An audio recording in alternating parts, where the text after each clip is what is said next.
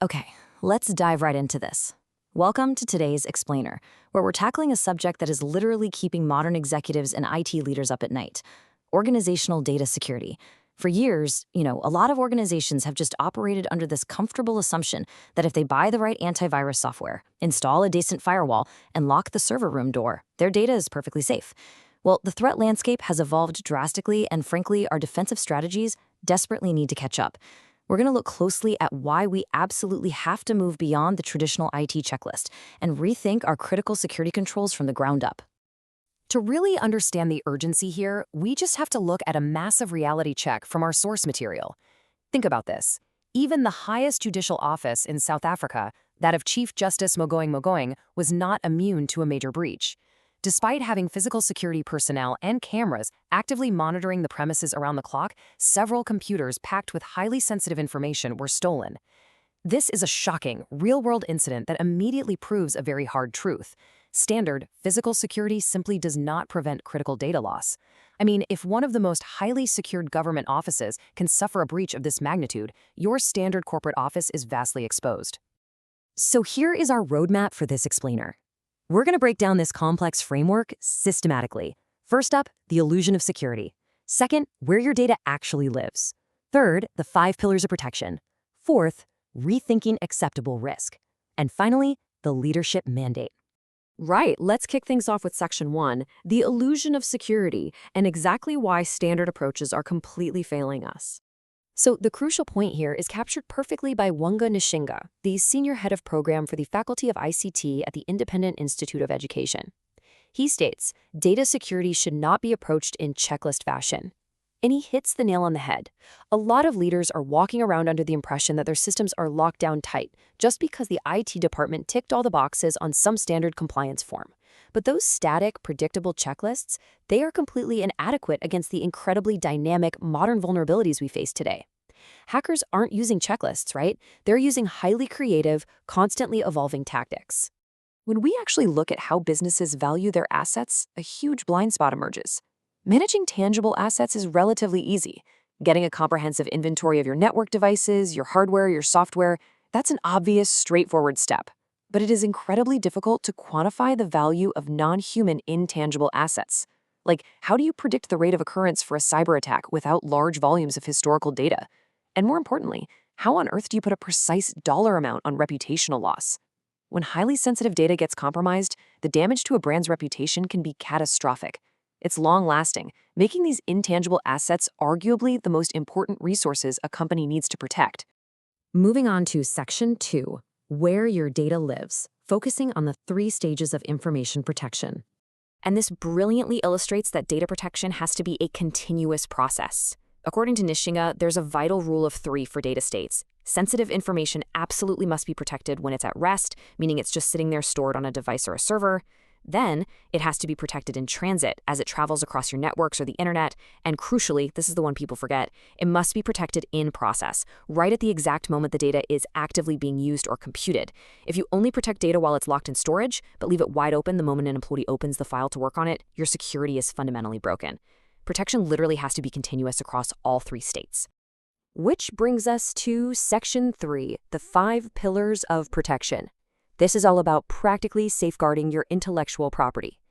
The first pillar is vulnerability management. Now, forget the idea of a once-a-year audit. This requires actively hunting for insufficient or weak security controls in real time. It means performing live monitoring of your IT environment so you can catch emerging threats the split second they appear. And you pair that with regular in-depth assessments to identify any new weaknesses well before the malicious actors do. You basically have to constantly operate under the assumption that your perimeter is being tested right now. The second pillar is the access control complex. I know, it sounds a bit like heavy jargon, but it's actually very straightforward. It's all about enforcing the separation of duties. By assigning highly specific authorizations, you minimize human error and make it vastly more difficult for anyone to exploit their access privileges for personal gain. To drill down into this, it means knowing and controlling exactly whether a specific user can access a particular file while running a specific program from a very specific workstation network address. It is granular, precise control over exactly who can do what. Pillar 3 is the information security policy. Look, without this foundational document, you are literally just guessing. these policies set the tone for your entire security program. They are absolutely essential because they force an organization to truly understand its real exposure.